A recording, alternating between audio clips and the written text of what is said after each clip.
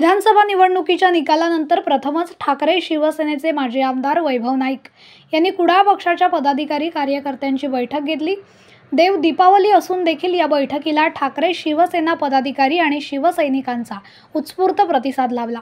या बैठकीत 73,000 मतदारांनी माझ्यावर विश्वास दाखवला असून त्यांच्यासाठी मी मतदारसंघात काम करत राहणार असल्याचं सांगून चुकीच्या पद्धतीने सत्तेचा दुरुपयोग करून कामं केल्यास आणि आमच्या कार्यकर्त्यांना त्रास दिल्यास माझ्यासोबत हजारो कार्यकर्ते प्रसंगी रस्त्यावर उतरतील असा इशारा वैभव नाईकांनी दिलाय। पाहूयात नेमकं काय म्हटलंय वैभव नाईक यांनी।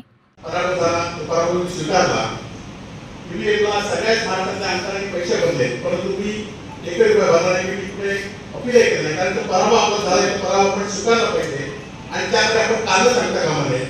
जो जिता वैयक्तिक या भूमिकेतून आपण काम केलं पाहिजे। त्यामुळे आता झालेल्या पराभवाबद्दल आपण बोलायचं नाही, कोणाला दोष द्यायचा नाही, तर आपल्याला पुढे काम करायचं आहे। आणि पुन्हा एकदा 20 लोकांचा आमदार असेल तर मला आमदार म्हणा असं मला कधी म्हणणं होतं। आणि म्हणून आपण सांगितल्याप्रमाणे माझ्या पहिल्या दिवशी माझ्या गणपती ऑफिसच्या बोर्डावर आमदारचं बोर्ड काढला, माझ्या गाडीवरचा काढला। आणि त्यामुळे तुम्हाला एक कल्पित सांगायला विनंती आहे की मला आता कोणी वैभव नाईक म्हणून हात करा, नाईक साहेब म्हणून हात करा, साहेब म्हणून हात करा, परंतु आता मी आमदार त्याच्यामुळे मला आमदार म्हणून हात करू नका। पुन्हा आपण एका ताकदीने निवडून येऊ, तेव्हा मात्र आपण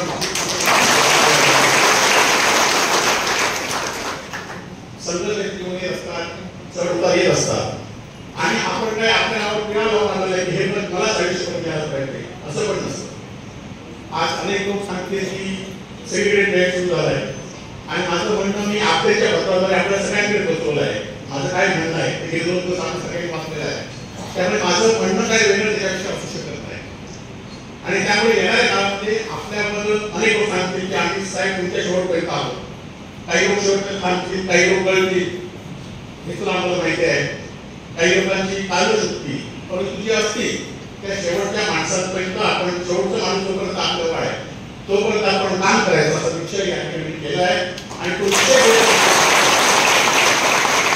खरं तर उद्योगीच्या काळामध्ये सुद्धा आपल्याला माहिती की आम्हाला काम होती आणि स्वामी होती, काही लोक तिकडे गेले परंतु आम्ही सगळेजण किंवा आपण सगळेजण एका विचाराने होते की सत्ता येते परत जाते हे सगळंच होत असतं, परंतु विचार आपला आणि त्या विचाराला आपण काय देतो। खरं तर आज पराभवाने सिंधुदुर्ग जिल्ह्यातील महाराष्ट्रातील जनता सुद्धा हळहळली असं आपण म्हणू शकतो। कारण अनेक लोकांचे बोलत आहेत, अनेक सामान्य लोकांना आपल्या कुटुंबाचा कोणते सदस्य आज निवडून घालला असं वाटतंय आणि हाच खरंच माझं विजय आहे। कारण गेल्या 10 वर्षात मी ते काम केलं ते सामान्य माणसासाठी करण्याचा प्रयत्न या ठिकाणी केला।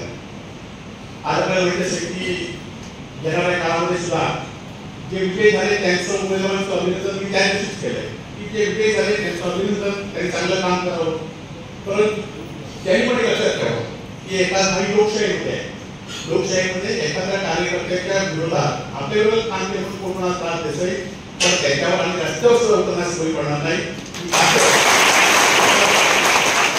आज म्हणत असाल की या मतदारसंघातील सरकारी अधिकारी कर्मचारी यांनी पण लक्षात घेतलं पाहिजे की या मतदारसंघातील 72,000 लोक माझ्या पाठीशी आहेत आणि या 72,000 लोक आज तुमच्यासारखे हजारो लोक आज पराभव जाऊन सुद्धा माझ्या पाठीशी आहे आणि त्यामुळे ती ताकद माझी रस्त्यावरची ताकद ही आहे।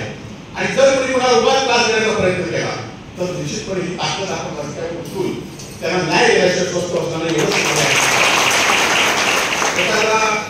जे निवडून आले ते चांगलं काम करावं, बहिणींना अजून 1500 ते 2100 रुपये द्यावे, 2100 जे बंद झाले तिथं मात्र आपल्याला रस्त्यावर उतरावं।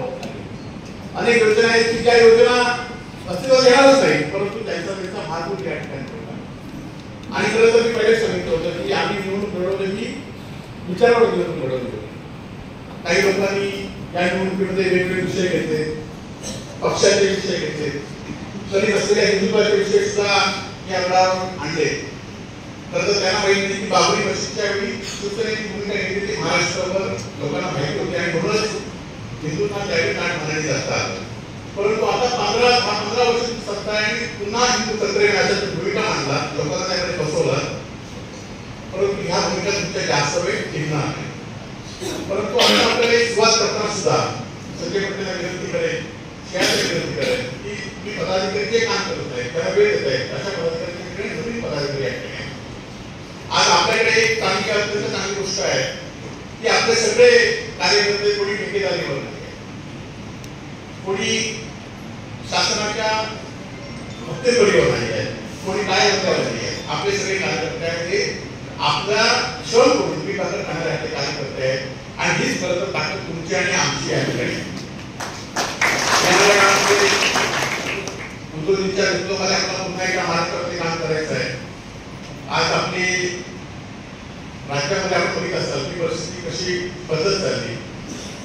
राज्यामध्ये न झालेलं महाराष्ट्रामध्ये एवढ्या सीट तरीच महाराष्ट्रामध्ये झाल्या नव्हत्या तेवढ्या सीट विरोधी पक्षाच्या जाहीर झालेल्या आहेत.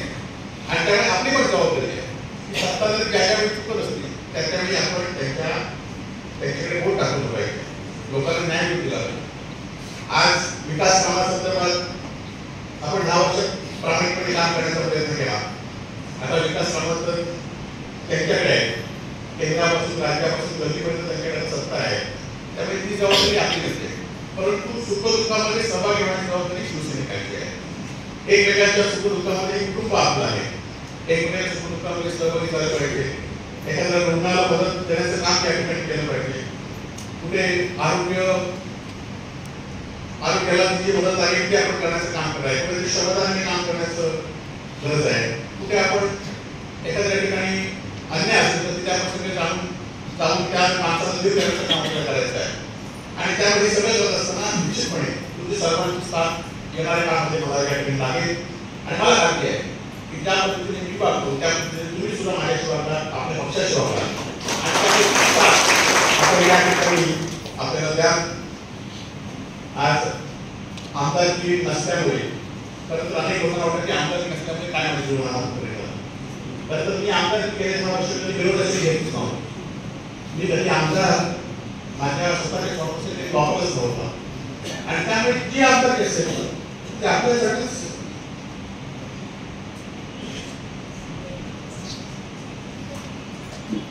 वापरली आणि जास्त वापरेल.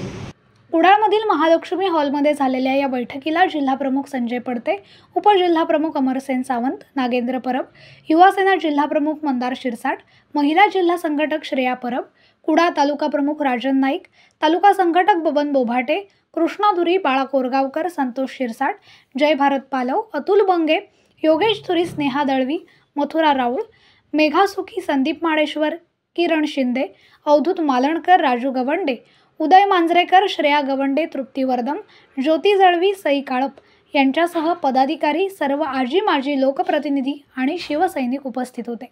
कुणाल मांजरेकर, कोकण मिरर, सिंधुदुर्ग.